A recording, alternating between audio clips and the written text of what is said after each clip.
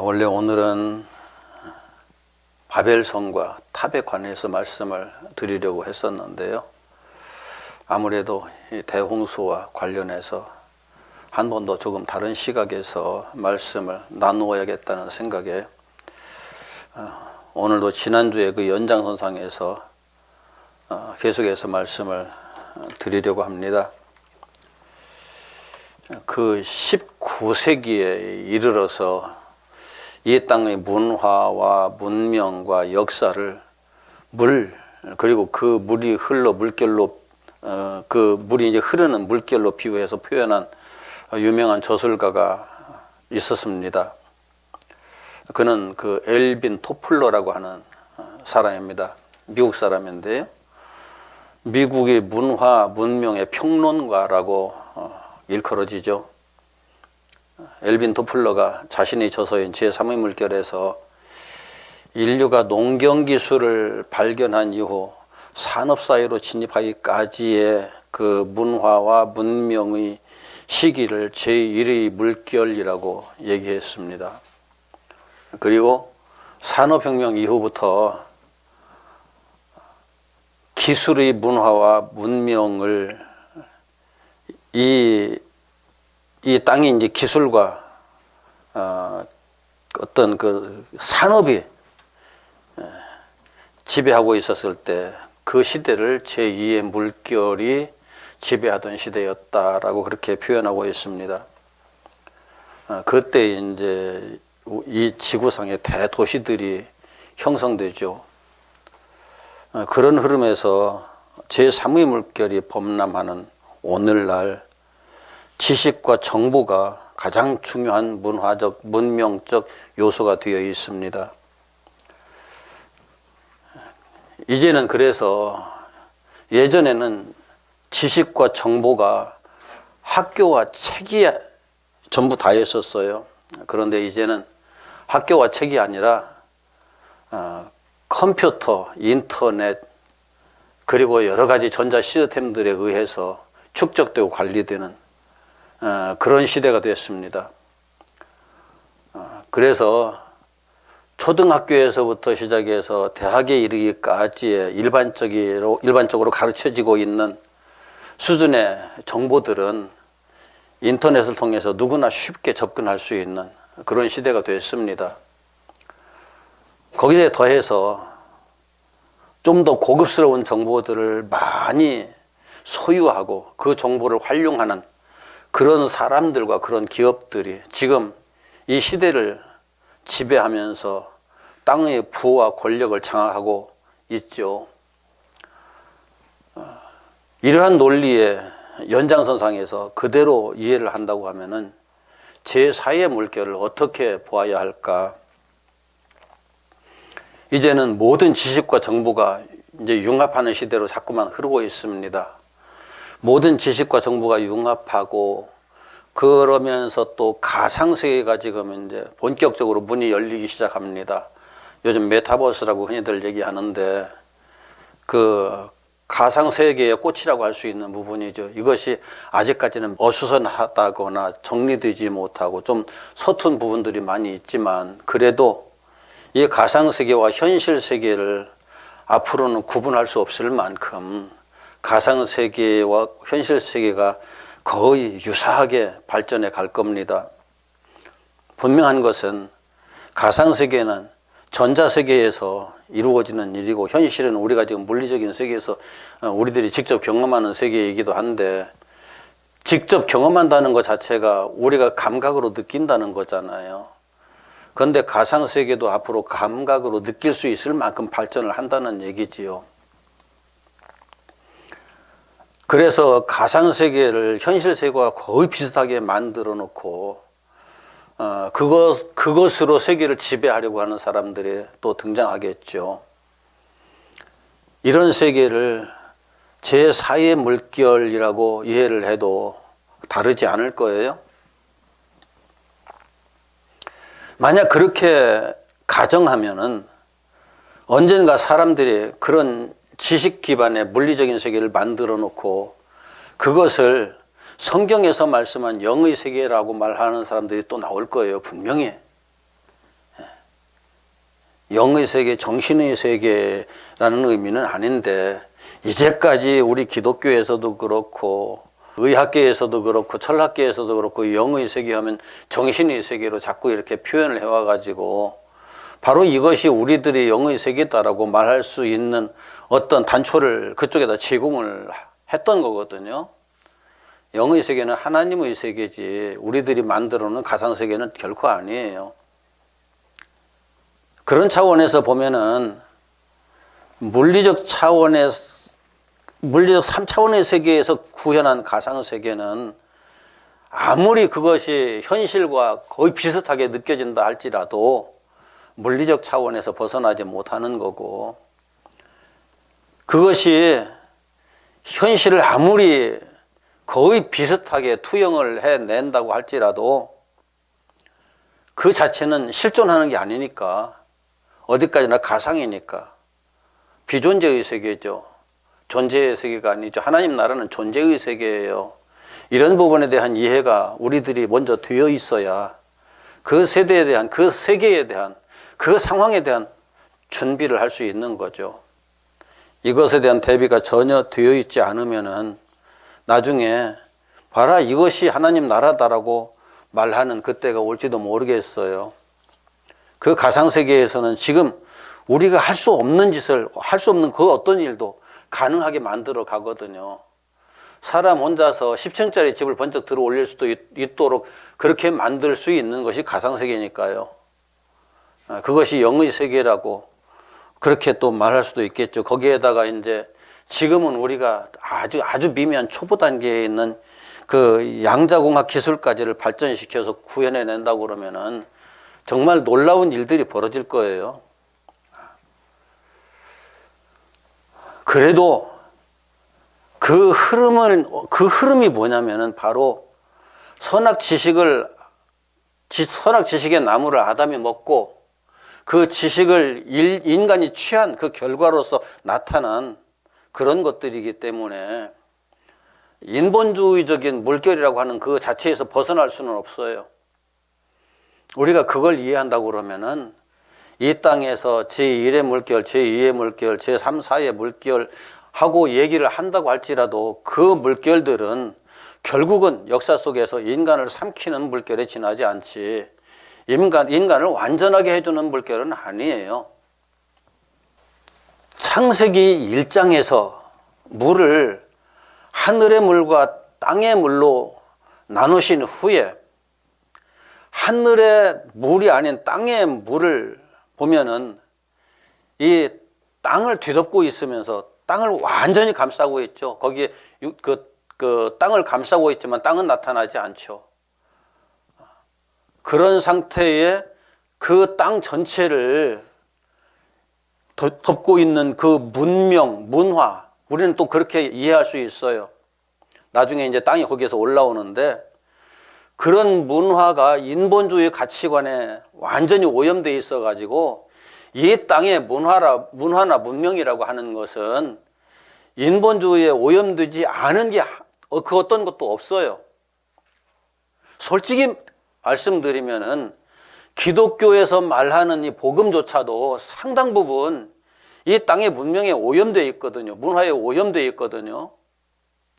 그래서 이 목사들이 말하는 얘기를 가만히 들어보세요. 이게 땅의 이야기를 말하는지 하늘의 이야기를 말하는지, 하늘의 이야기를 말하는 것 같으면서도 들어보면은 결국 땅으로 결론이 내려지는 이런 얘기들은 전부 다 인본주의 가치관에 따른 메시지들이에요.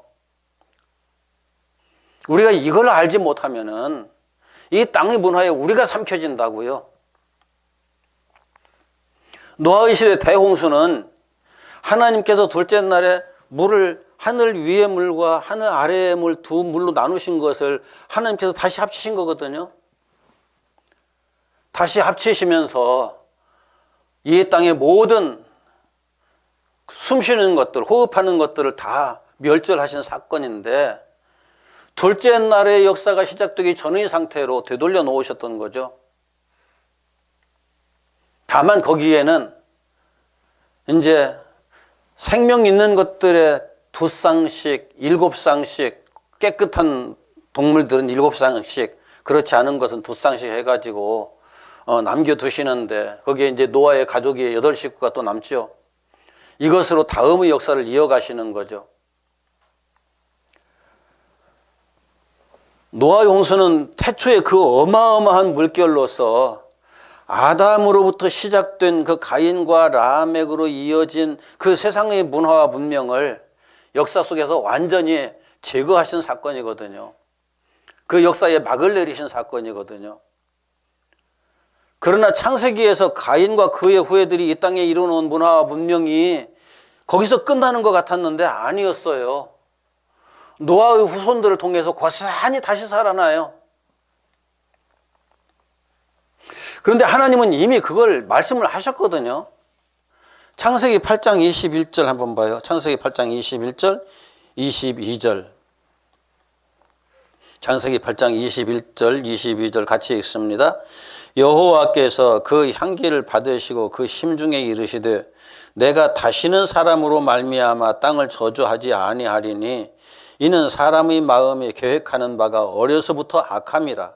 내가 전에 행한 것 같이 모든 생물을 다시 멸하지 아니하리니 땅이 있을 동안에는 심음과 거둠과 추위와 더위와 여름과 겨울과 낮과 밤이 쉬지 아니하리라. 땅이 있을 동안에는 심고 거두고 춥고 덥고 여름과 겨울 낮과 밤 쉬지 아니하리라. 이 땅의 문명은 앞으로는 멈추지 않고 진행될 것이다. 그때처럼 그렇게 하나님께서 강제로 멈추는 일은 없을 것이다. 그 말씀을 하시는 거죠. 좀 이게 임박한 그 종말론을 말하는 사람들은 이 얘기가 이렇게 이해되지 않아요, 절대. 그리고 가인의 문화와 문명이 노아의 후손들로부터 이어지면서 바벨탑과 성을 쌓는 내용으로 확인이 되죠. 한 시대의 문화와 문명은 그 시대의 가치관을 형성하고 그 시대의 가치관은 그 시대에 태어나서 그 시대를 살아가는 모든 사람과 그 사람들로 형성된 집단들의 정신세계를, 아이덴티티를 형성하는, 정체성을 형성하는 요소로 작용을 해요. 그렇기 때문에 내가 태어나서 이제까지 살아온 역사 속에서 내 육신의 정체성이 형성된 거거든요.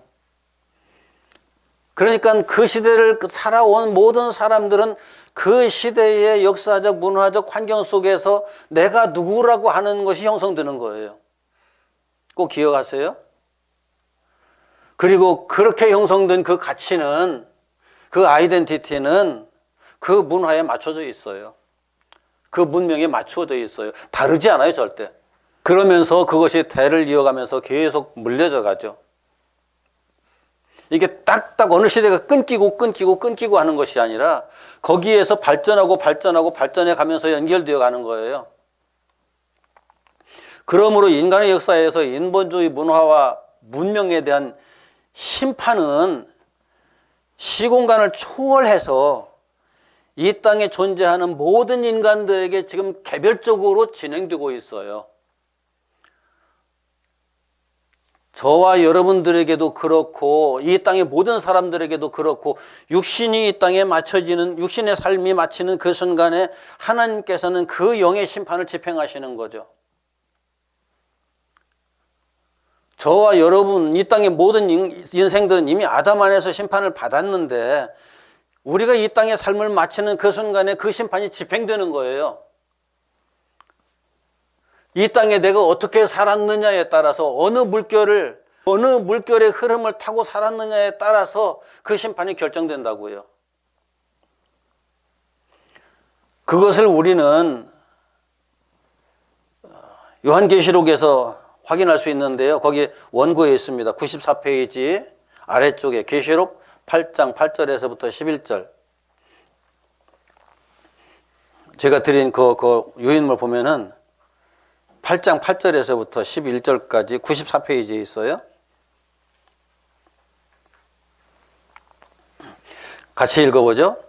둘째 천사가 나팔을 부니 불붙는 큰 산과 같은 것이 바다에 던져지매 바다의 3분의 1이 피가 되고 그 바다 가운데 생명 가진 피조물들이 3분의 1이 죽고 배들이 3분의 1이 깨지더라. 셋째 천사가 나팔을 부니 횃불같이 타는 큰 별이 하늘에서 떨어져 강들이 3분의 1과 여러 물샘에 떨어지니 이 별 이름은 쓴 쑥이라. 물의 3분의 1이 쓴 쑥이 되매 그 물이 쓴 물이 되므로 많은 사람이 죽더라. 그 밑에 계속해서요. 계시록 16장 3절 7절 둘째 천사가 그 대접을 바다에 쏟음에 바다가 곧 죽은 자의 피같이 되니 바다 가운데 모든 생물이 죽더라. 셋째 천사가 그 대접을 강과 물 근원에 쏟음에 피가 되더라. 내가 들으니 물을 차지한 천사가 이르되 전에도 계셨고 지금도 계신 거룩하신 이여 이렇게 심판하시니 의로우시도다. 그들이 성도들과 선지자들의 피를 흘렸으므로 그들에게 피를 마시게 하시는 것이 합당하니이다 하더라. 또 내가 들으니 제단이 말하기를 그러하다. 주 하나님 곧 전능하신 이시여 심판하시는 것이 참되시고 의로우시도다 하더라. 여기에서 바다, 강, 물샘 전부 다 물 얘기잖아요. 이 땅의 문명 얘기예요. 문화 얘기예요. 거기에다 쏟으니까 그것이 전부 다 사망의 요소들로 확인되는 거예요. 그런데 사람들은 그 사망의 그 독배를 마시면서 쓴물을 마시면서 사망의 피를 마시면서도 다 자신들이 그것을 마시고 있다는 생각을 자신들이 그 물속에 있다는 생각을 아니 그 물을 근거로 해서 존재한다는 생각조차도 못하는 거죠. 자 생각해 보세요. 우리들이 자녀들을 낳아서 학교를 보내면은 학교 가자마자 바로 진화론 배우잖아요. 하나님 없다는 걸 배우잖아요. 이미 사망의 지식을 배우기 시작하는 거예요. 그래도 그것이 사망의 지식이라는 걸 몰라요. 당연히 그것을 배워야 또 이 땅에서 살 수 있으니까 육신으로. 모든 게 그런 구조예요. 그럼 다른 지식들은 진화론 말고 다른 지식들은 어떠냐? 다른 지식들 다 들어보세요. 결국은 육신의 지식이지 영의 지식이 아니에요. 영의 지식을 말하고 있는 것은 이 하나님의 말씀뿐이에요. 하나님의 말씀을 근거로 해서 가르치는 학교들이 이제는 점점 이 땅에서 사라져가요. 미국이 예전에는 이 교육을 두 가지 교육을 같이 시켰어요. 그런데 미국에서조차도 이제는 종교적으로 편향된 지식을 가르치지 못하도록 헌법으로 금해버렸어요. 기독교 지식 못 가르치는 거예요. 그럼 종교가 아닌 과학은 종교가 아닐까요? 과학보다 강한 종교는 없어요. 지금 현재 이 땅에. 무서운 일인데 이걸 몰라요, 사람들이. 그러면서 과학적 지식을, 나도 과학적 지식을 상당히 가지고 있거든요.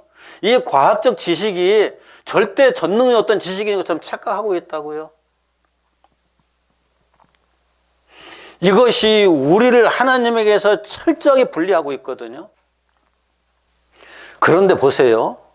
이 바다가 어떤 바다인지 계시록 13장 1절에서부터 4절까지 95페이지 아래쪽에 있습니다. 예. 같이 읽어봅시다. 내가 보니 바다에서 한 짐승이 나오는데 뿔이 10이요 머리가 7이라. 그 뿔에는 10왕관이 있고 그 머리들에는 신성 모독하는 이름들이 있더라. 내가 본 짐승은 표범과 비슷하고 그 발은 곰의 발 같고 그 입은 사자의 입 같은데 용이 자기의 능력과 보좌와 큰 권세를 그에게 주었더라. 그의 머리 하나가 상하여 죽게 된 것 같더니 그 죽게 되었던 상처가 나음에 온 땅이 놀랍게 여겨 짐승을 따르고 용이 짐승에게 권세를 주므로 용에게 경배하며 짐승에게 경배하여 이르되 누가 이 짐승과 같으냐? 누가 능히 이와 더불어 싸우리요 하더라. 자 보세요. 이 세상의 지식의 바다에서 한 짐승이 올라와요. 뿔이 10이고 머리가 7이에요. 뿔이 10이라는 것은 그 권세가 대단한 것을 의미하고 머리가 10이라는 것은 그 지식과 그 지혜가 또 엄청나다는 것을 의미하는 거예요. 완벽하다 그런 의미예요. 신성 모독하는 이름들이 있더라. 하나님을 완전히 부인한다는 그런 의미인 거고요. 내가 본 짐승은 표범과 비슷하고 발은 곰의 발 같고 그 입은 사자의 입 같은데 이게 지금 흉내내는 게 그 요한계시록 앞에서 하나님의 보좌 앞에 서 있는 네 마리 생물, 그것에 대한 이야기를 여기다 지금 끌어들여서 비슷한 것을 여기다 연결시키는 거예요.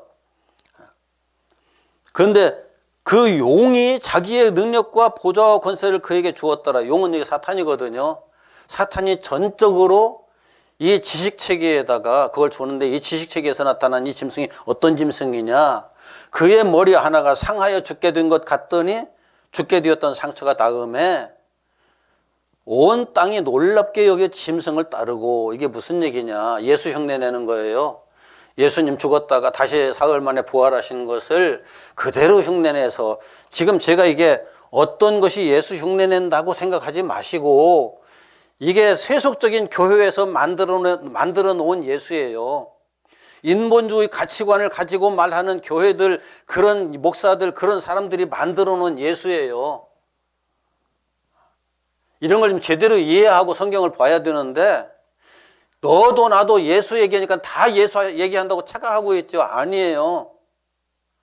사탄의 이야기인지 아니면은 하나님의 이야기인지 성령의 이야기인지 이런 것도 구분을 못한다고 그러면은 요한계시록 첫날 읽어도 이해를 못해요.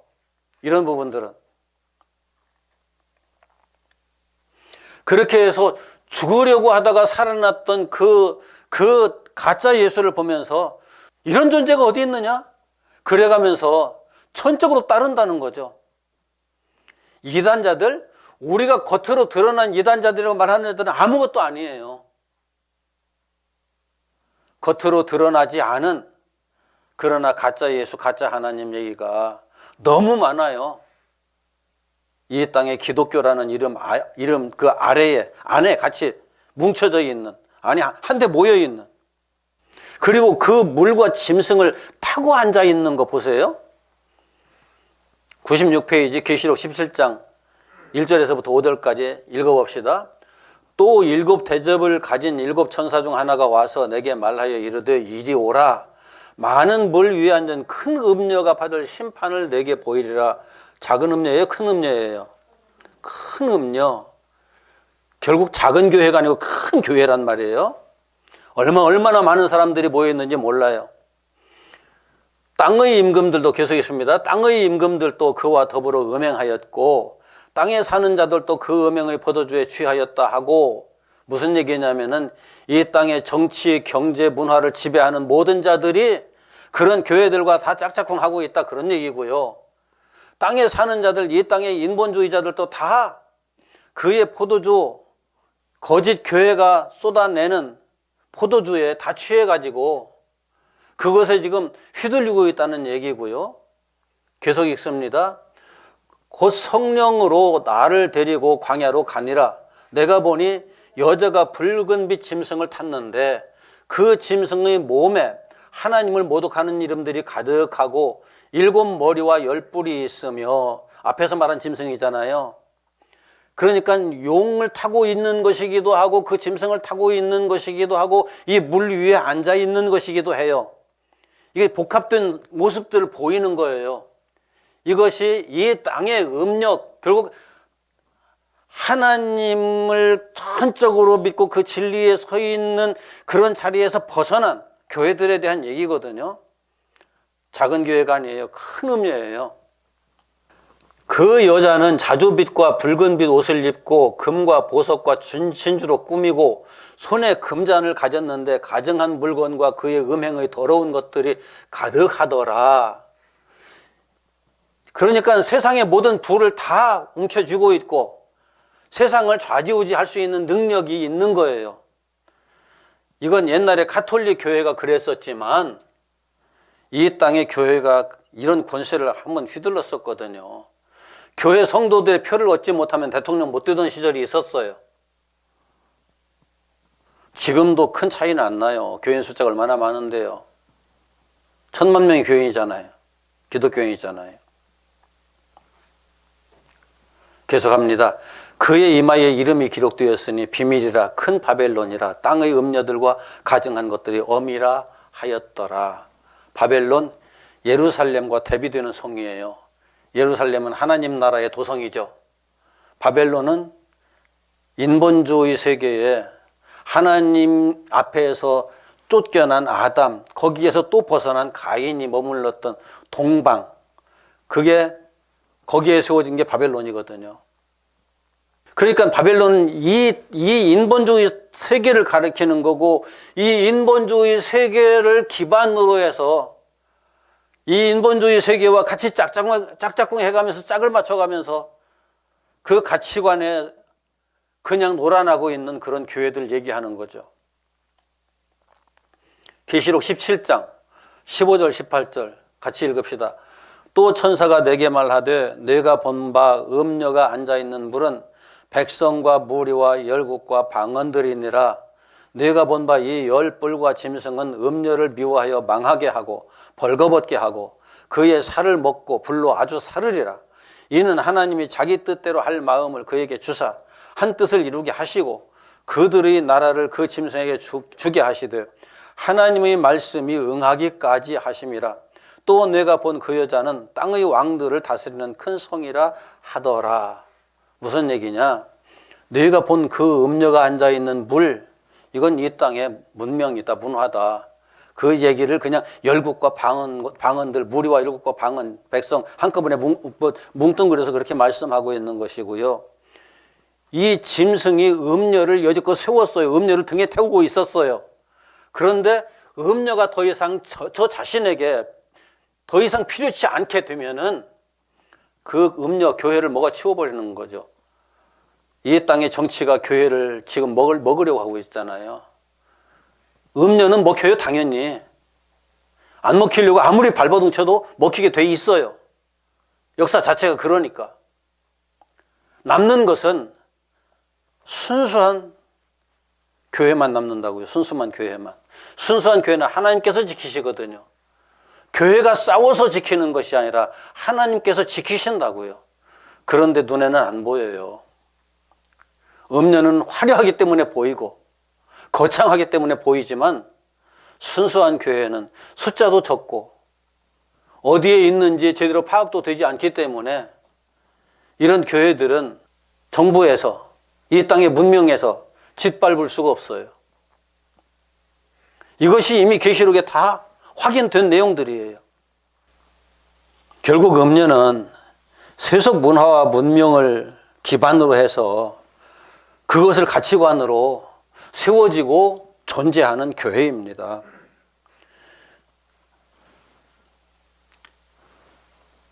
그리고 이 교회는 결국은 그 용에 의해서, 짐승에 의해서 깨끗하게 사라져버리고 돼 있어요. 자, 보세요.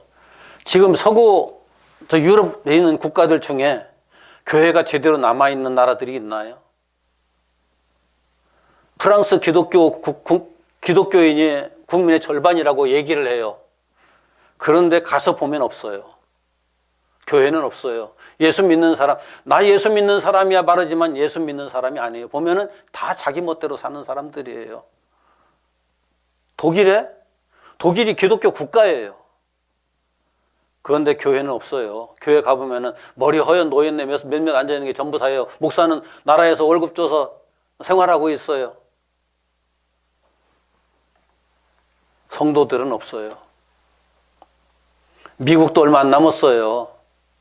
대한민국이 얼마나 갈 것 같아요? 없어요. 지금 우리가 해야 할 일이 뭔가를 좀 제대로 이해를 해야 돼요. 예수께서는 그런 문화를 근거로 해서 세워진 교회에서 당신의 백성들을 나오라고 강력하게 이미 말씀하셨거든요. 계시록 18장 4절에서 8절 또 같이 읽어봅시다. 또 내가 들으니 하늘로부터 다른 음성이 나서 이르되 내 백성아 거기서 나와 그의 죄에 참여하지 말고 그가 받을 재앙들을 받지 말라. 그의 죄는 하늘에 사무쳤으며 하나님은 그의 불의한 일을 기억하신지라.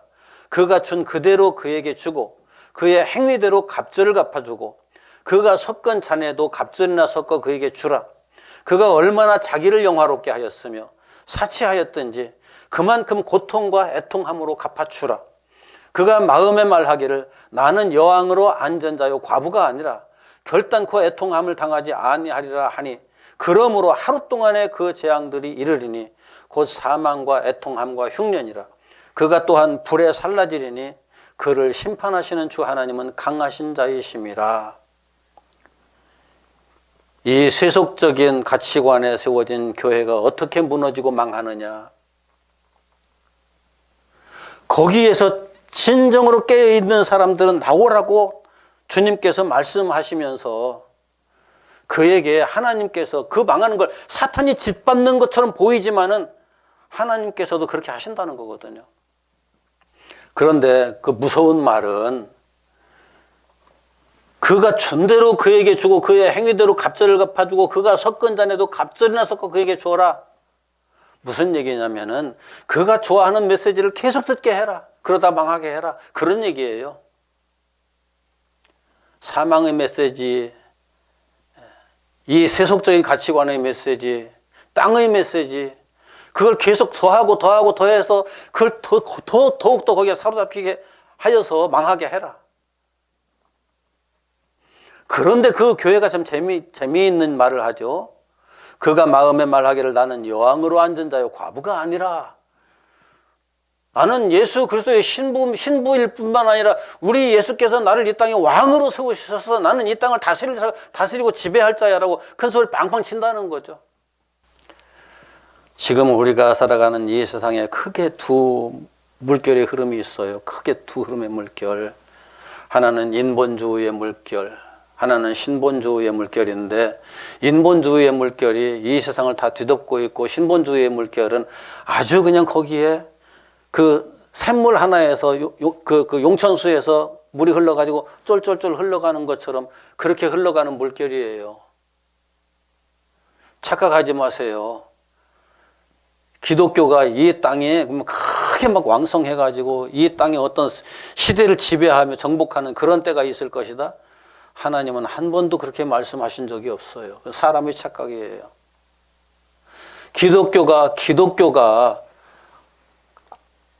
셋과 그의 후손들이 이렇게 점점 더 번성해 가면서 가인과 그의 후손들이 번성해 가는 그 흐름이 같이 진행돼 갈 때 가인의 후손들에게 셋의 후손들이 전부 다 쓸려 들어가잖아요.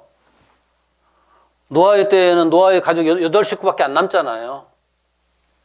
결국은 신본주의 문화는 그렇게 흘러가지, 신본주의 문화가 이 땅을 뒤덮는 일은 절대 없어요. 이미 하나님께서 그렇게 수없이 말씀을 하셨음에도 불구하고 사람들은 그걸 이해를 못해요. 왜 그런가 하면은 사람들은 육체를 따라가니까요. 너나 할 것 없이 다. 하나님의 이름을 부르면서 예수를 그리스도로 믿고 있다고 스스로 여기는 교회가 정말 교회일까? 내가 진정으로 하나님의 말씀 위에 서 있는 사람인지, 나라고 하는 인간의 생각 위에 견고하게 서 있는 사람인지, 우리 자신은 우리 스스로를 분별할 수 있어야 되고, 우리 스스로를 분별할 수 있어야 이 땅의 것들을 분별할 수 있는 사람이 되는 거예요. 우리는 나 자신에게 속는다는 말을 여러 번 했죠. 내 눈이 제대로 열려있지 않으면은, 내 생각이 제대로 열려있지 않으면은 나는 나에게 속아요. 항상. 다 속고 나서 죄 때문에 그랬어요. 아담이 에덴 동산에서 다 했던 얘기예요. 하와가 에덴 동산에서 했던 얘기예요. 죄 때문에 그랬으니까 나는 괜찮다? 절대 안 그렇잖아요. 결국은 내 욕심에 내가 속은 거잖아요. 이 세상을 주도하고 있는 어떤 형태로든지 이 세상의 문화와 문명을 주도하고 있는 그 흐름은 아담으로부터 시작됐지만 가인과 그의 후예들에 의해서 흘러가는 그런 흐름이에요. 영적 흐름이 그래요. 이 세상의 문화를 우리가 창세기에서 보면은 가인과 라멕과 야발과 유발, 두발가인 이 사람들이 문화를 형성하고 이 땅의 모든 문명을 다 세우고 성을 세우고 그래가면서 발전시키잖아요. 셋의 후예들은 그런 것 하지 않았어요. 그냥 되는 대로 살다가 천국에 가서 하나님 나라에서 영원하리라 하는 생각을 하고 있으니까 이 땅의 것들에 집착을 하지 않았어요. 이것이 결국은 노아의 때에 사라졌고 그 노아의 후손들에 의해서 바벨성이 다시 세워지고 이것이 또 나중에 이 땅에 바벨론이라는 국가로 나타나고 하는 역사의 흐름을 우리는 성경에서 확인하게 되는 거죠. 하나님께서는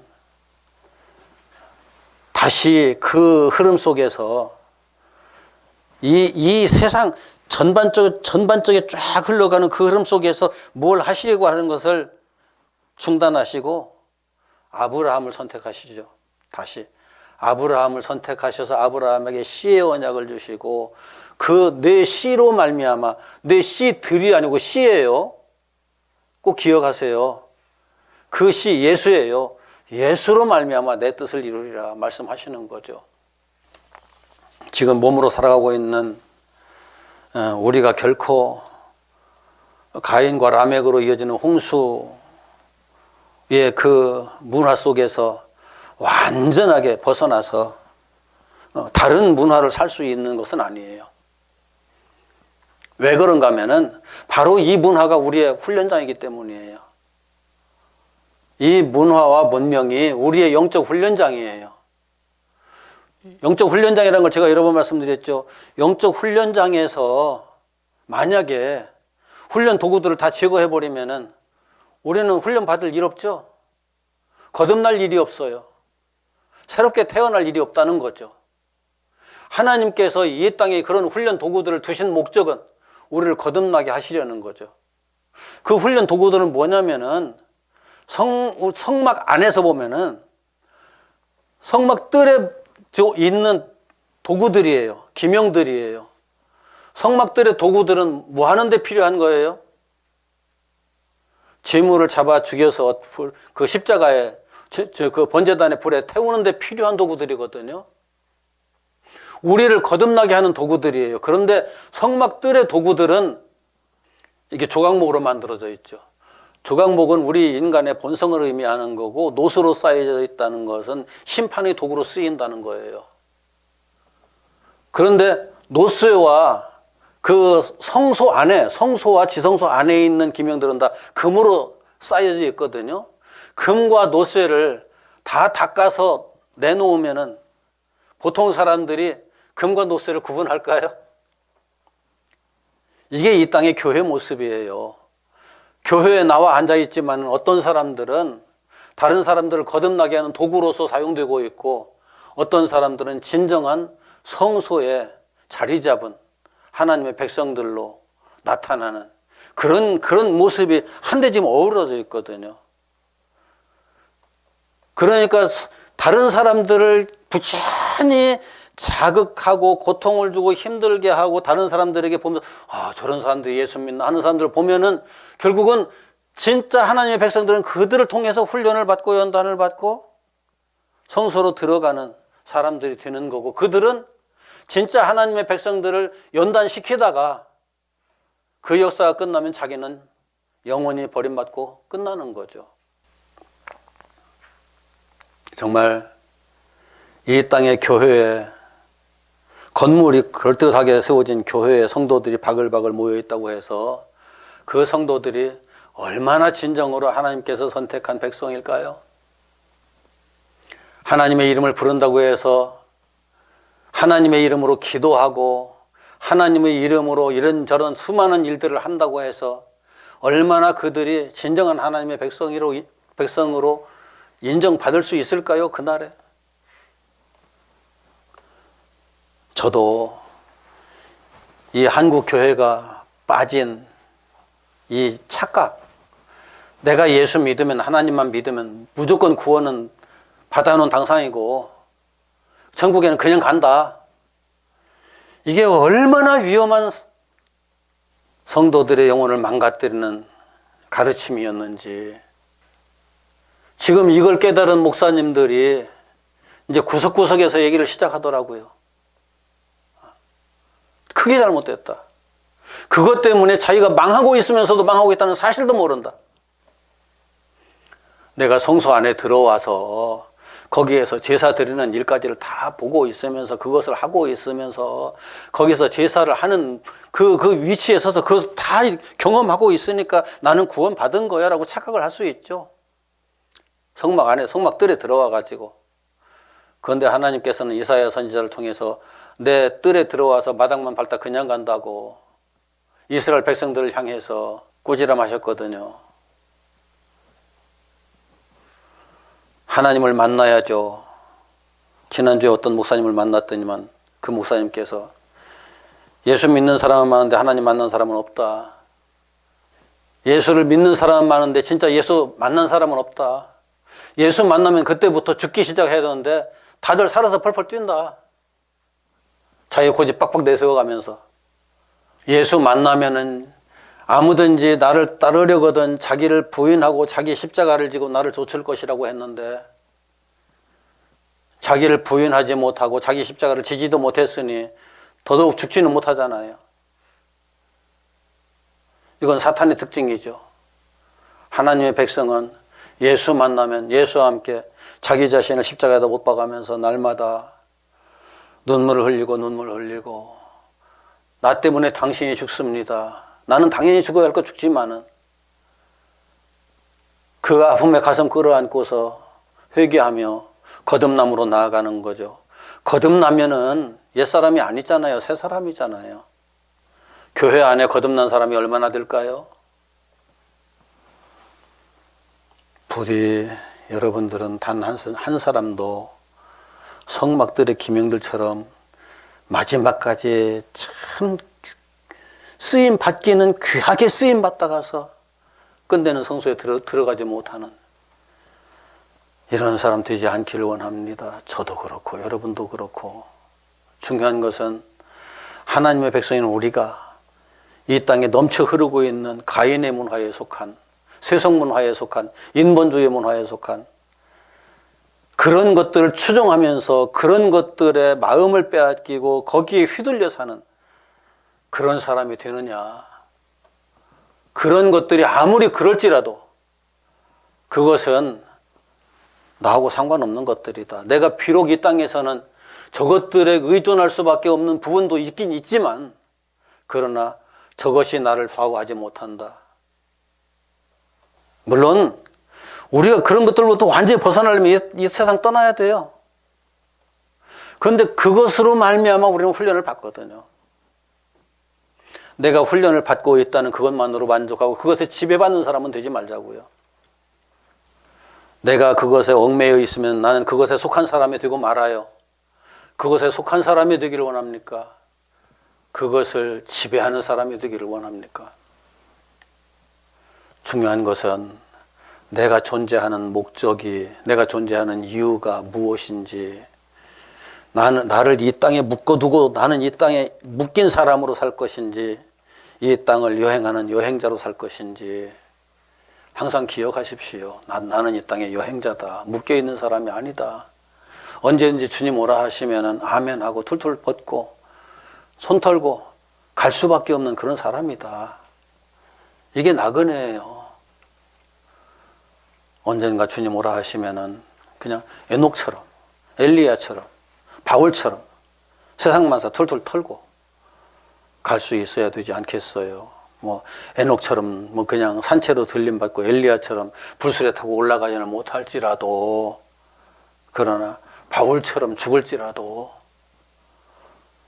세상에 미련을 남기고 가는 사람이 되지 않아야겠죠. 세상에 미련이 남아있다는 것은 내가 아직 세상에 속한 사람에서 벗어나지 못했다는 얘기가 되는 거고요. 홍수 후에 그 삶을 노아가 이게 이 세상이 완전히 싹 쓰러져 버렸는데 거기에다 8 식구 달랑 넘겨놓으시고 살아라. 문명이 다 무너져 버렸는데 8 식구 달랑 남겨놓으시고 살아라. 그게 쉬웠겠어요?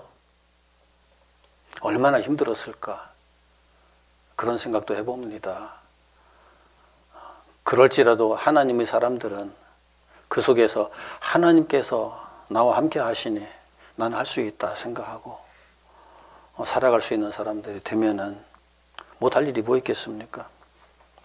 중요한 것은 항상 영적 긴장감을 늦추지 말고 예수 안에 머물러 있으면서 진리와 생명의 물결을 따라서 그 물결의 흐름을 같이 흐르며 역사를 살아낼 수 있는 저와 여러분들이 되기를 소망하며 기도합니다.